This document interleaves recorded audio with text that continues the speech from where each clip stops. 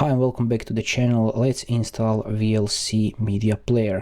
Very important thing is that you download VLC media player from the official website, which is this one over here.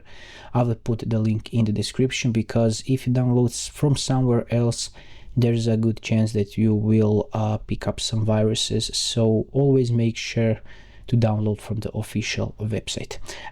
When you are here, as you can see, this big yellow orange button, but don't just click download VLC. You can click this drop down menu and you can see Windows, Mac, Linux and so on. So if you're on Windows, I'm on the Windows 64-bit, so I'll click this and your download should automatically start. Go to your desktop, hit save and wait for the download to finish, then just double click as any other program, click next,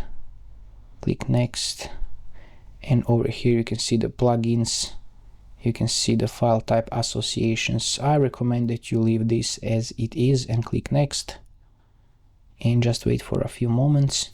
After installation is complete, you can click finish and you will be inside VLC media player.